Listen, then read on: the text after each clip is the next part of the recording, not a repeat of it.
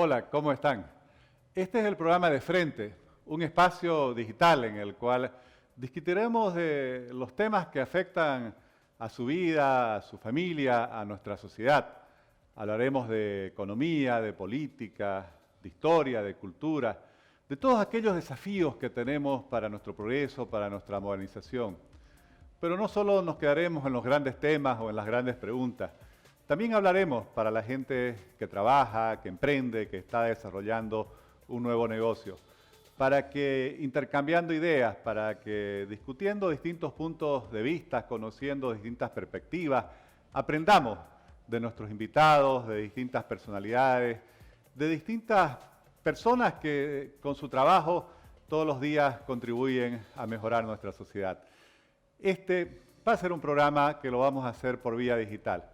Y espero que ustedes, desde su teléfono, desde su tablet, desde su computadora, nos estén alimentando, nos hagan llegar sus sugerencias, nos planteen temas que quieran que analicemos, preguntas que quieran que formulemos. Así vamos a construir este espacio juntos. Muchas gracias por acompañarnos. Tenemos en este episodio al doctor Carlos Cuéllar, un profesional boliviano que se ha destacado por su carrera en el exterior. Él es médico formado en la Universidad Nacional de Córdoba, tiene una maestría en Salud Pública y Medicina Tropical en el Instituto de Medicina Tropical de Amberes, Bélgica. Inició su carrera en Bolivia como epidemiólogo del CENETROP y después fue cofundador de ProSalud, esta organización que tanto bien le hace a nuestra sociedad. Desde 1998 ha desarrollado su carrera implementando sistemas de salud en América Latina, el Medio Oriente y África. Hoy es vicepresidente de una organización muy conocida de salud global, la University Research Corporation. Y vamos a conversar con él sobre este tema que nos interesa y nos preocupa a todos, sobre el tema de la pandemia de la COVID-19. Doctor Cuéllar, realmente muy agradecido por tenerlo en este programa. Y quiero preguntarle, ¿cómo ve la pandemia actualmente? Hace poco escuchaba en una entrevista que decían que habrá un antes y después de la pandemia, que incluso cuando nos pregunten en el futuro sobre algún hecho nos dirán eso sucedió antes o después de la pandemia. ¿En qué estado estamos hoy en el mundo en materia de la evolución de la pandemia? Muchas gracias por la invitación y te hago llegar mis más cordiales saludos, estimado Oscar. Bueno, ¿en qué estado está la pandemia a nivel internacional? La pandemia sigue activa a nivel mundial, pero no todos los países y regiones están en el mismo nivel de evolución. Para que lo entendamos bien, la pandemia es la suma de varias epidemias que están en diferentes países, en diferentes fases y tienen diferentes patrones de transmisión. Esos patrones están determinados por las medidas de salud pública que asumen los líderes y los comportamientos de los individuos y las comunidades en cada uno de esos países o regiones. Bueno, en el caso, por ejemplo, del sudeste asiático, países como Japón, Vietnam, Singapur, así como Australia y Nueva Zelanda, se ha logrado controlar la pandemia. La transmisión es baja, el número de casos y hospitalizaciones es también bajo, así como el número de muertes. En otras regiones, como el caso de Europa, la pandemia está activa, aunque está bajo control. Están sufriendo lo que se ha venido a llamar las segundas olas y también algunos hablan ya de terceras olas. Y una característica es que es la aparición de algunas variantes de coronavirus que son más fácilmente transmisibles. En el caso de Estados Unidos, Brasil y México, también están en una segunda ola, caracterizada por un rápido incremento de casos, la aparición de las variantes y un alto número de hospitalizaciones. En África del Sur es el país más afectado, pero por ejemplo en el caso de Mozambique, que había habido muy pocos casos durante 2020, solo en el mes de enero el mes de enero tuvo más casos que todo el año 2020. Están en este momento en una subida acelerada de casos. En todas estas regiones y países, los elementos que determinan el comportamiento de la pandemia creo que vale la pena remarcar.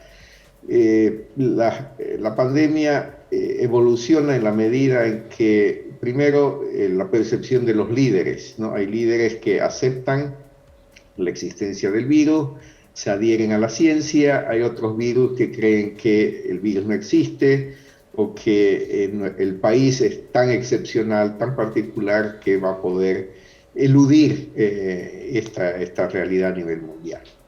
El segundo elemento son las medidas de salud pública que se toman en el tema de la comunicación social, el testeo masivo, la respuesta frente a los casos, la existencia de camas de terapia intensiva y camas hospitalarias, y lo más importante, yo diría, son los comportamientos individuales y colectivos, ¿no? Que están determinados por cómo la comunidad percibe el riesgo, la necesidad de movilizarse, que es una realidad, gente que tiene que movilizarse por cuestiones de trabajo, de diversa índole, desde los servicios de salud, seguridad, cadena alimenticia, etcétera, y evidentemente el uso consistente de las medidas de bioseguridad son elementos muy importantes. Ahora, digamos, sí, la vacunación está cambiando en algunos lugares, en algunos países, el curso de la pandemia, pero ese es un tema que podemos conversar después. Así es, doctor. Usted mencionó un tema que a todos nos interesa, porque al mismo tiempo nos llena de incertidumbre. Estoy seguro que quienes nos están viendo se preguntan, ¿cómo es esto de las olas? Porque el año pasado, cuando llegó la pandemia, bueno, pensábamos que pasaba este año y vendría un 2021 mejor. Y sin embargo hemos visto que de pronto llega una segunda ola, incluso a países tan avanzados como los europeos. Nos llega también aquí en Bolivia. Hoy en Europa ya hablan de una tercera ola. ¿Cuántas olas pueden haber? ¿Cómo va a evolucionar esto en su experiencia, doctor Cuéllar? Bueno, en efecto, podemos decir que estamos en lo que se ha llamado en Bolivia y en muchos países en lo que se ha llamado la segunda ola de la pandemia, ¿no? Técnicamente, bueno, eso de la segunda ola es un término más de orden comunicacional y periodístico, pero yo le voy a compartir lo que es técnicamente para que haya una segunda ola, la infección debe, una segunda ola de infección, debe cumplirse un requisito fundamental, y es que la infección o la transmisión de la enfermedad haya sido completamente controlada la primera vez, claro, ¿no? Entonces, si se llegaría al caso en el cual, digamos, durante 14 días no hay casos nuevos, entonces, y después vuelve a aparecer, ahí estaríamos en términos estrictamente técnicos se podría hablar de una segunda ola. En realidad, el término correcto, porque nunca hemos llegado a ese estadio en el cual no había casos, siempre habían algunos pocos casos. Estábamos en camino a ello, pero nunca llegamos al control total de la primera ola, digamos, ¿no? Entonces, el término correcto es un rebrote. Lo que tenemos es un rebrote severo, ¿no?, de una primera ola que nunca se controló completamente. Pero en términos comunicacionales sigamos con el concepto de que, como la gente lo ha entendido, que estamos en una segunda ola y para entender si va a haber o no una tercera ola, ¿no?, lo más importante es saber que depende de nuestros comportamientos. No hay otra realidad que esa, ¿no? Los países que creyeron haber vencido la enfermedad y que relajaron sus medidas cuando empezaron a bajar el número de casos, el número de hospitalizaciones, el número de muertes, y por una serie de fenómenos pensaron que, bueno, esto ya se acabó, la gente también se cansa, es lo que se ha llamado la fatiga de comportamiento, empiezan a relajar las medidas de seguridad, empiezan a salir, a reunirse, a exponerse, y ahí es cuando aparece, digamos, un rebrote de la enfermedad. Perdón, Eso es lo que ha esa pasado justamente era la en inquietud que muchos yo casos. tenía y estoy seguro que todos los que nos están viendo en Bolivia. Bueno, ¿cuáles son las perspectivas de la pandemia para Bolivia en este 2021? ¿Cómo usted ve que viene la evolución de la pandemia? Bueno, yo diría que la evolución de la pandemia va a depender primero de nuestros comportamientos. Creo que lo más importante el continuar con medidas preventivas y, digamos, manejar nuestra exposición a los riesgos. Hay elementos que podrían hacer recrudecer la infección, como es el caso de las campañas electorales, las mismas elecciones, aunque en lo personal yo le temo más a las campañas electorales que al mismo proceso, el día del proceso electoral, que generalmente se cumplen las medidas de bioseguridad de una manera, digamos, como se lo hizo en el año pasado, ¿no? Entonces la perspectiva es que hay un riesgo que nosotros como comunidad, como nación, como pueblos, debemos estar conscientes y que hay que acelerar el tema de la vacunación, hay que también continuar con un proceso de vigilancia epidemiológica, porque el riesgo de la importación de casos nuevos de otros países es real. No es para decir que vamos a controlar absolutamente o prohibir la entrada de personas, pero debemos tener protocolos que nos aseguren que estamos sabiendo qué es lo que está sucediendo y actuar cuando al inicio de cada rebrote. No esperar a que se instale la ola para querer tomar medidas que ya son, yo diría, extemporáneas. Sí, doctor. ¿Y qué cambia con la llegada de las vacunas? ¿Es realmente una solución? ¿Es inmediata o en qué plazo? Hay que seguir teniendo justamente esos cuidados que usted mencionaba. Creo que es importante porque quizás uno de los peligros que tenemos es que haya una flexibilización con la llegada de las vacunas que en los cuidados, en la prevención, que nos impida realmente encontrar la solución que buscamos.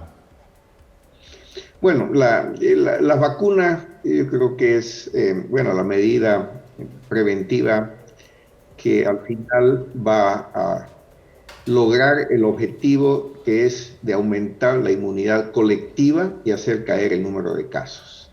De la manera como uno tiene que entender, como dice, hay que conocer al enemigo, ¿no? Con el que uno está lidiando. En este caso, el virus. El virus tiene una misión, que es la misión de sobrevivir. Entonces, el virus trata de adaptarse a las situaciones y hacerse más transmisible cuando se le hace más difícil de poder contagiar a otros.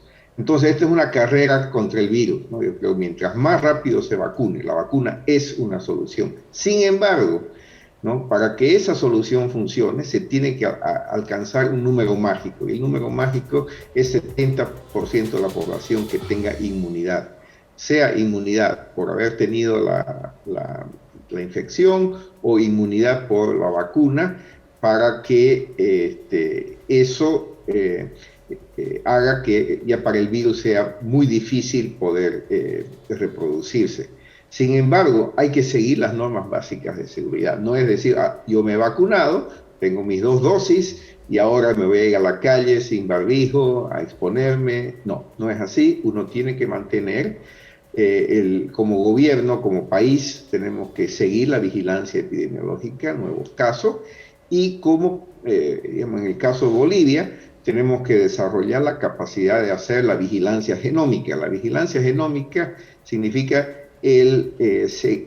determinar qué virus somos los que tenemos, qué variantes tenemos en el país, para conocer y para actuar y estar, digamos, aportando a nivel de la comunidad científica internacional, pero también internamente saber cuáles son las variantes que están predominando en nuestro país. Esa información que yo sepa no la tenemos, pero es una necesidad.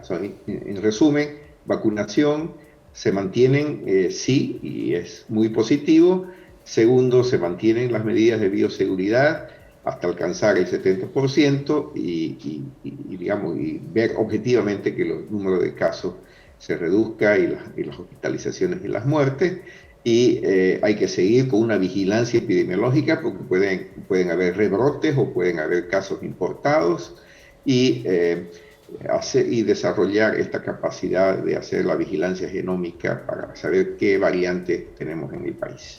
Gracias, doctor. No quiero terminar esta entrevista sin justamente hacerle una pregunta sobre el tema de la vacuna. Estoy seguro que en Bolivia, en todas partes, supongo que también donde usted reside, en los Estados Unidos, porque uno lee las noticias, hay esta discusión sobre las vacunas, incluso hay lo que se llama el movimiento antivacunas, ¿no? Y no hay quien nos reciba en el teléfono un mensaje expresando desconfianza, en fin, una serie de teorías en contra de las vacunas. Me gustaría que usted, con su conocimiento, su formación, su experiencia, por favor, nos dé su posición sobre este tema. En lo particular, sobre las vacunas contra la COVID-19, si tiene alguna referencia sobre cuáles ponerse y cuál es la actitud que debemos tener frente a ellas. Bueno, las vacunas tienen el gran potencial de acelerar el fin de la epidemia. Yo creo que es la mejor opción que tenemos. La otra opción es la opción que no queremos. La otra opción es llegar al 70% de personas infectadas con inmunidad que han tenido que pasar por todo el sufrimiento y digamos, todo el alto costo de vidas que le costaría a la humanidad llegar a ese número. O sea,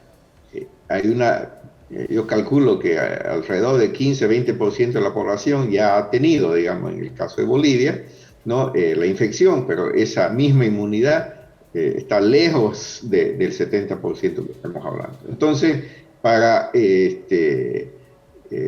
las vacunas es una solución. Segundo concepto es que no es un tema de salvación individual, es un tema de salvación colectiva. O sea, yo me vacuno, está bien, pero tengo que estar en un ambiente donde todo el mundo está vacunado para que la cosa funcione.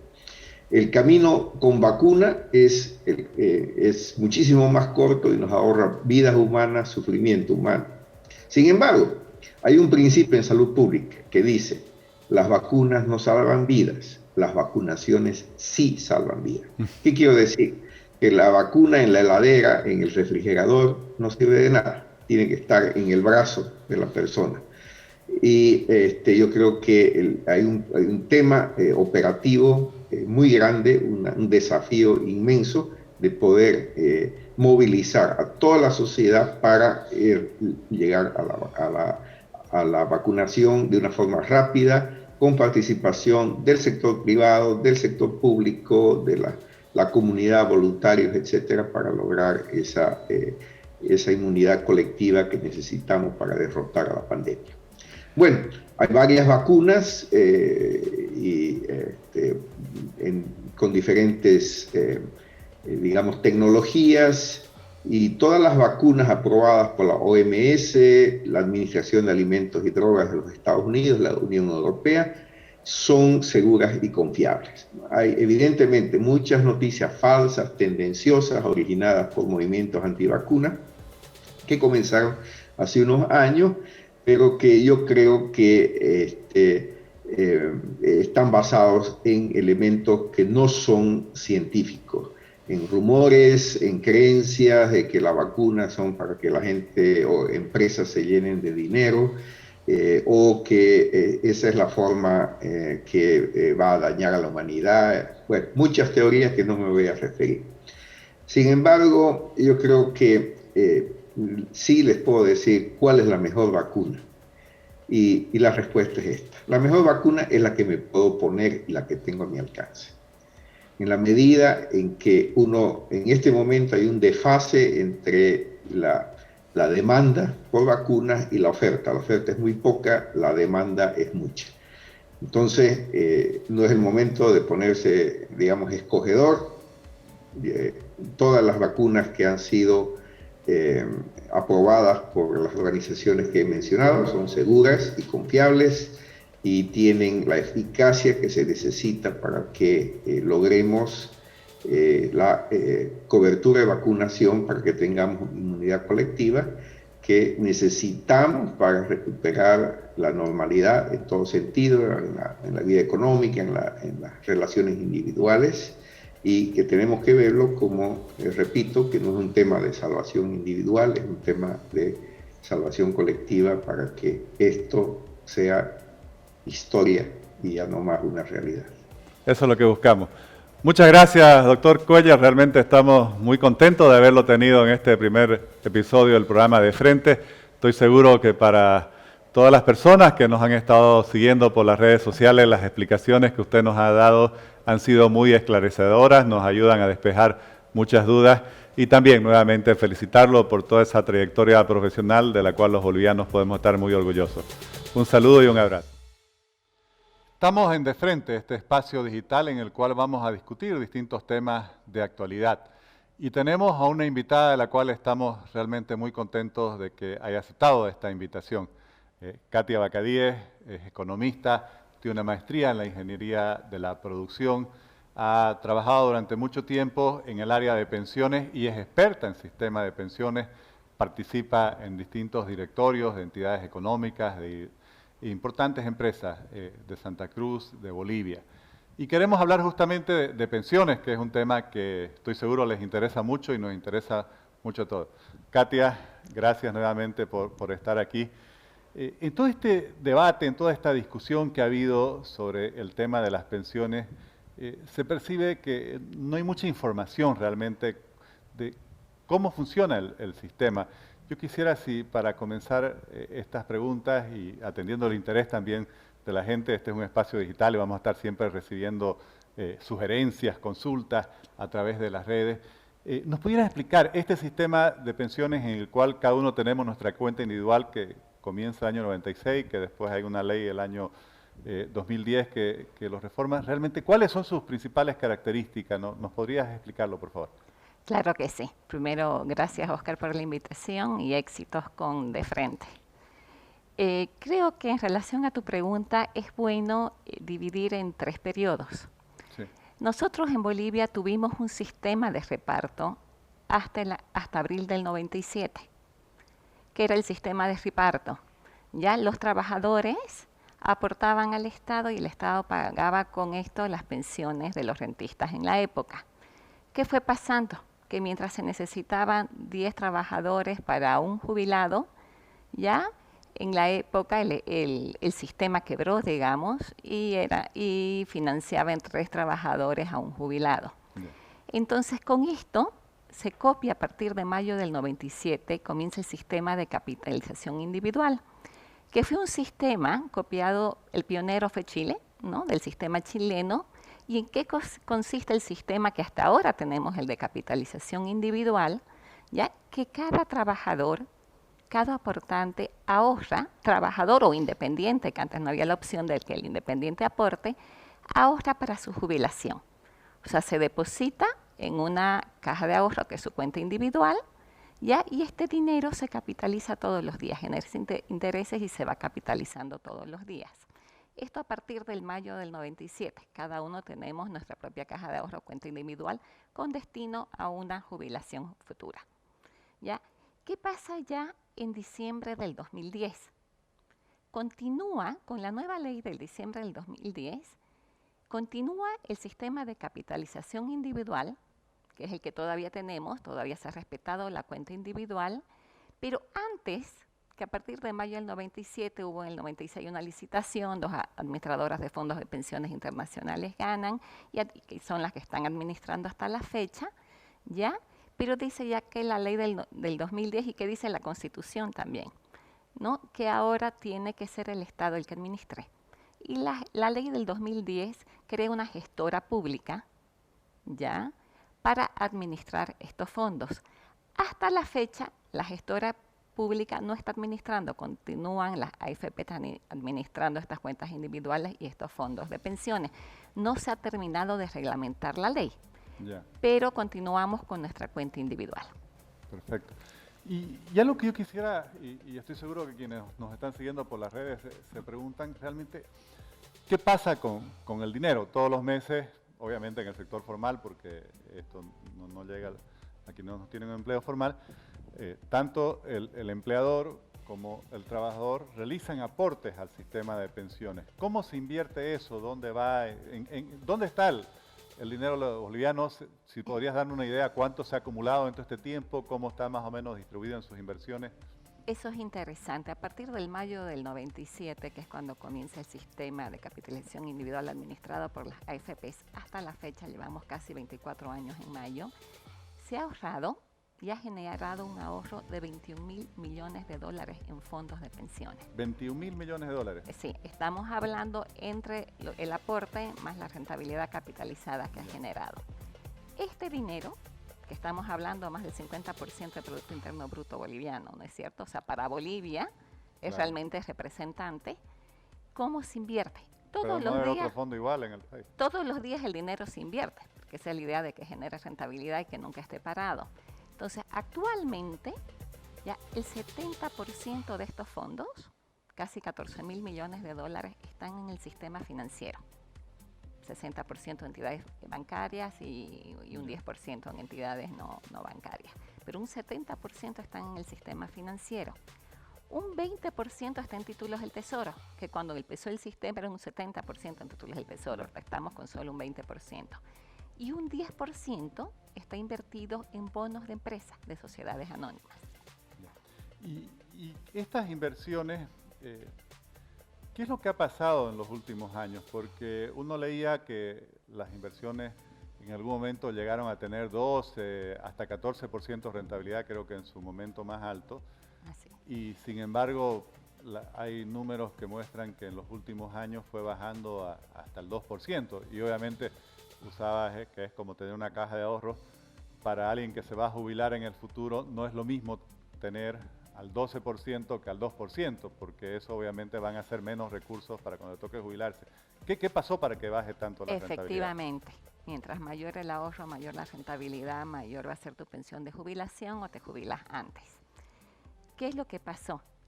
Primero, en el mundo las tasas, si vemos, ¿no?, en estos 24 años fueron bajando. Ahorita, ¿no? Por eso es que también, y si vos ves, 70% está en el sistema financiero. Hemos tenido todos estos años un sistema financiero muy estable y hemos tenido créditos baratos, ¿no? Por eso es que la banca ha podido dar créditos productivos también, ¿no? Hay créditos de vivienda a largo plazo y a tasas bajas, créditos productivos, ha habido préstamos baratos. Por otro lado... Pero eso es importante explicarlo, ¿no? Porque, sí, claro, está en el sistema financiero, pero ¿qué significa el sistema financiero?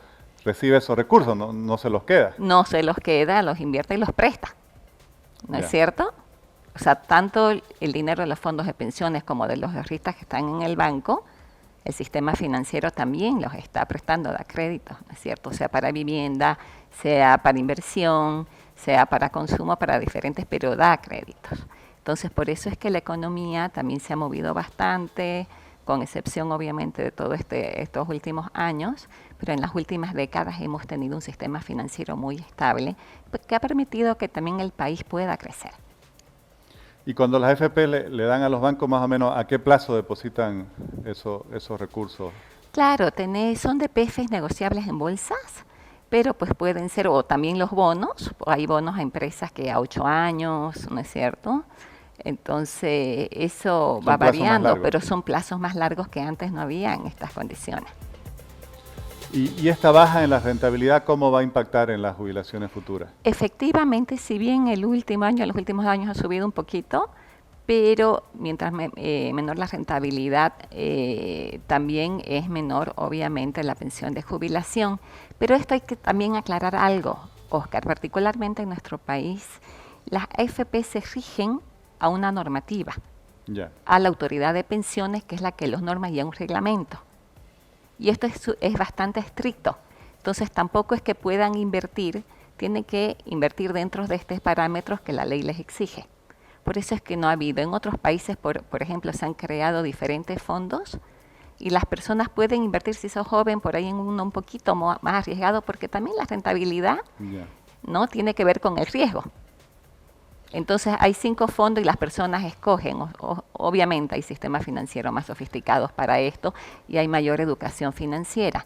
Pero hay bonos de infraestructura, hay bonos de vivienda, hay muchos proyectos que en su momento hubieron que yo creo que no se llevaron y se pueden llevar, que están combinados, que podrían hacer que se genere inversiones afuera, mayor rentabilidad, pero también y que siga creciendo y haya una estabilidad financiera, ¿no? Comentaba del riesgo. Cuando se invierte, por ejemplo, en una empresa, ¿cómo se controla que no se esté arriesgando estos ahorros para las jubilaciones futuras? Actualmente solo se puede invertir en sociedades anónimas, que son empresas que están registradas en bolsa, ¿no es cierto? Entonces son totalmente transparentes. Eso es lo que da seguridad. Eso te da, y además tienen una buena calificación de riesgo. ¿Y las inversiones en títulos del Tesoro o bonos del Estado? Actualmente es 20%, pero también al final el bono del Estado es un bono soberano, ¿no? O sea, si el país está bien, debería ser lo más seguro que hay. Exactamente. Por el Estado, sí. Y ahorita es solo un 20%, comenzamos con 70% en bonos del Estado, el año 97. Sí. Bueno, en este programa siempre tratamos de que construyamos los temas entre todos. Y este es un tema que estoy seguro que es de gran interés para la opinión pública y para todos quienes nos están siguiendo, por lo cual también si tienen consultas, sugerencias, comentarios, por favor escríbanlos en las redes sociales en los cuales lo estamos transmitiendo. Y claro, el tema de todos estos últimos meses, porque también sucedió en otros países, es estas demandas de autorizar el retiro de parte de los ahorros que tienen las personas en su cuenta individual de pensiones. Como experta, Katia, me gustaría que le explique a la población, a quienes nos siguen, bueno, ¿qué implica esto? ¿Qué significa? ¿Qué significa para la persona, para ese futuro jubilado y también para la economía del país? Y eso tiene quizás que ver también con lo que hablábamos antes. Bueno, ¿qué tan fácil es recuperar esos recursos que están prestados? Así es. Bueno, ¿cómo puede funcionar todo esto? Así es. Primero es importante, hay esta nueva ley, ¿no?, que dice que se puede devolver los aportes, que autoriza hasta un 15%, hasta 100.000 bolivianos y el total hasta 10.000 bolivianos. ¿Cuál es el tema aquí? Creo que es muy importante. Primero, yo no sé, la verdad no conozco si se hizo algún estudio actuarial que indique que esto a largo plazo hace que el sistema de pensiones sea sostenible y que no se va a ver perjudicada la pensión de jubilación al final de los aportantes. Entiendo que la coyuntura actual con la pandemia hace quizás que la gente no estemos pensando en tan largo plazo. Pero esto es importante. Segundo, ¿qué es importante? Vos ahorita, ¿qué se cree? Si estás devolviendo alrededor de 15.000 bolivianos, 14.000 bolivianos por persona, cree que se va a llegar, creo que a 600.000 personas, más o menos o más, como está ahorita la ley, todavía la están tratando, o el proyecto de ley. Esto se calcula que suma unos 1.300 millones de dólares. 1.300 millones de dólares. Sí. Ya. Entonces, 1.300 millones de dólares no es que los fondos de pensiones los tengan o las AFPs lo tengan pues en una caja, ¿no es cierto?, de un banco, o sea, en una cuenta con la liquidez. Esto demora. ¿Qué quiere decir? Que lo que vos las recaudaciones mensuales, y además está así en la ley, obviamente tenés que hacer uso de tu liquidez y de lo que venga. Perfecto. Entonces, todo lo que se va a recaudar a futuro, ya seguramente en un año alcanzará esto, más, ya, si tenés el 70% en el sistema financiero, un 10% en bonos de empresa, más esto en título, se va a tener lo que va venciendo, ya, que no renovar también para dar esta liquidez, o sea, se va a desinvertir. Y vos estás sacando, vas a tener a corto plazo un movimiento en la economía para consumo, porque la gente que va a tener menos de de 15.000 bolivianos. ¿No es cierto? No es que va a ser una inversión, algunos sí, digamos, empresas, pero no va a haber mucho para inversión. O sea, se va a mover la economía para consumo. Pero por otro lado, las empresas que emitían bonos ya no lo van a poder hacer, ¿no es cierto? No va a haber dinero para invertir. Por otro lado, los créditos bancarios también, ¿no? El sistema financiero se va a ver limitado en su liquidez. Y yo creo que una fortaleza que en las últimas décadas ha tenido nuestro país ha sido el sistema financiero estable. Entonces hay que tener, a mi parecer, mucho cuidado con esto. Ahora comentabas 1.300 millones de dólares y claro, yo supongo que si aprueban la ley y aprueban el reglamento, todos los posibles beneficiarios, hemos visto que todavía hay descontentos porque hay ciertas limitaciones, van a querer un cierto periodo de tiempo poder recuperar esos recursos. Así es. Sin embargo, las AFPs, por lo que conozco, recaudan entre 80 y 100 millones de dólares, digamos 600 millones de bolivianos en promedio, por mes. Entonces, estamos lejos de los 1.300 millones de dólares. ¿Qué va a pasar con esta diferencia entre la demanda, que seguramente va a ser mucho más exigente en el corto plazo, con las disponibilidades que puedan tener? Todo lo que se está venciendo estos días o se va a ir venciendo, ya sea en DPF, de entidades financieras, bonos de empresas, títulos del Tesoro, me imagino que no se van a renovar, o sea, no se va a seguir invirtiendo aquí. Y todo lo que venga de liquidez más lo que va a ser para devolución de aportes. Pero es también importante aquí verlo por el lado del jubilado, ¿no? O de la persona del futuro jubilado, pensionado. Hay que tener cuidado. En la ley del 2010 y antes se creó el aporte solidario. ¿Ya? Todos, tanto las empresas aportan un 3%, nosotros a partir del medio, a partir de 13.000 bolivianos, se va incrementando este aporte solidario. Y muchas personas, sobre todo las que han aportado 10 años o menos, o han aportado poco, se ven beneficiados de este aporte solidario para aumentar su pensión, de este fondo solidario, para aumentar su pensión de jubilación. Okay. Y realmente se incrementa mucho. Entonces, el rato que la gente saque su dinero, ya no va a tener después esta pensión de jubilación.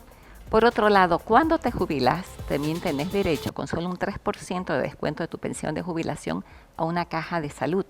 Entonces, las personas, cuidado, calzatal, yo creo que entiendo la necesidad que ahorita, ¿no?, está pasando a la población, pero tienen que analizar bien su caso, porque si ven, yo particularmente creo, si se ven, ellos son posibles beneficiarios de este fondo solidario para su jubilación, realmente no les conviene. Van a perder la pensión de jubilación, que en realidad es subsidiada por este fondo solidario de todos los trabajadores y empresas que pagan, y van a perder el ente gestor de salud, la caja de salud, su seguro de salud también. Entonces, realmente cada persona que analice bien su situación por la coyuntura y piense en el futuro también. Yo creo que eso es muy importante, ¿no? Quienes nos han estado siguiendo, obviamente se preguntan cuál es el costo-beneficio, como decía aquí la licenciada Bacadíez. Claro, en el corto plazo vamos a tener recursos para poder consumir y seguramente resolver algunos problemas que se nos han producido por culpa de las consecuencias económicas de la pandemia, pero también impacta en nuestra jubilación, no es algo que simplemente viene con todo el beneficio. Bueno, muchas gracias por estar aquí. A todos ustedes, realmente no se olviden, por favor, todos los comentarios, sugerencias, preguntas a través de las redes. Siempre queremos construir este programa de forma conjunta. Gracias nuevamente, gracias, realmente muy honrado por su presencia. Gracias por la invitación. Gracias.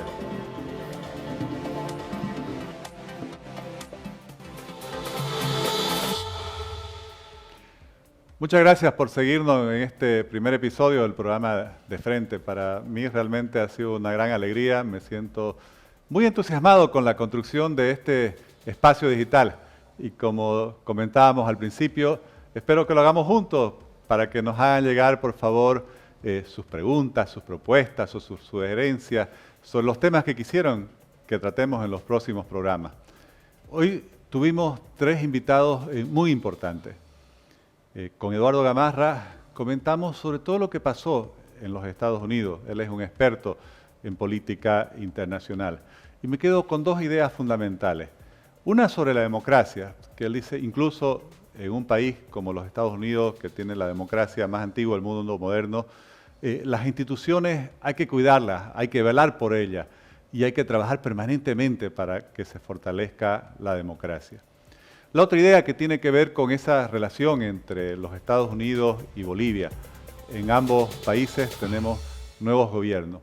Y yo creo que la gran disyuntiva que existe para el gobierno de Luis Arce es si va a seguir con esa política ideologizada, sometida a los dictados de otros países y va a sacrificar el interés boliviano, o va a buscar desarrollar una relación más allá de las diferencias ideológicas que pueda tener con los Estados Unidos, que priorice el tema de las inversiones, el desarrollo del comercio, la construcción de oportunidades para todos nosotros y obviamente también las mejores condiciones de vida para quienes vivimos en el país y para quienes tuvieron que emigrar a los Estados Unidos.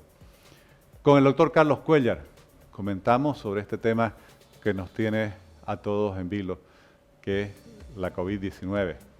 Yo mismo he sido un enfermo y soy un sobreviviente de la COVID-19 y obviamente es algo que nos preocupa a todos, porque nos preocupa lo que va a pasar con nuestras familias en materia de salud y también lo que va a pasar con la economía. El mensaje del doctor Cuéllar es muy importante. Obviamente, cuánto dure la pandemia, cuán graves sean estos rebrotes, depende de todos nosotros, depende de los cuidados que tengamos, de la prevención que asumamos. Las vacunas, él dice, son la solución, pero no reemplazan la prevención que debemos seguir teniendo. Y obviamente, como él también lo mencionó, necesitamos gobiernos que asuman la gravedad y no nieguen las consecuencias de la COVID-19 y actúen en consecuencia. Con la licenciada Katia Bacadíes, una destacada economista boliviana, experta en pensiones, creo que tenemos mucho más claro cómo funciona este sistema de pensiones.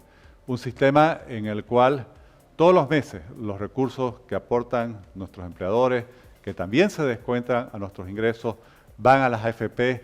Las AFP los invierten principalmente en los bancos, en el sistema financiero. Los bancos a su vez lo prestan y con esos recursos es que se han dado los préstamos de vivienda, los préstamos de desarrollo productivo, van a la economía.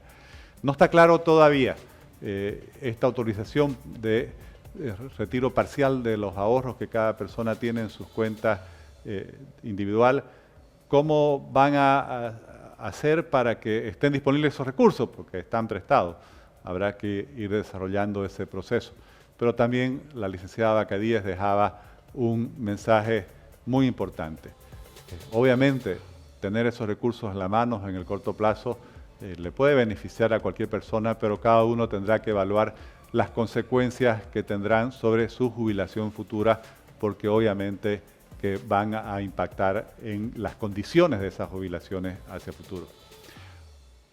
Esto fue De Frente con Óscar Ortiz, este espacio digital en el cual vamos a discutir los temas de la actualidad con distintas personas, distintos expertos. Y vamos a estar sobre todo pendientes, atentos a todo lo que ustedes nos escriban por las redes sociales. Por favor, construyamos este espacio juntos y siempre vamos a estar leyendo sus comentarios, sugerencias y propuestas sobre lo que quieran que discutamos en los siguientes programas.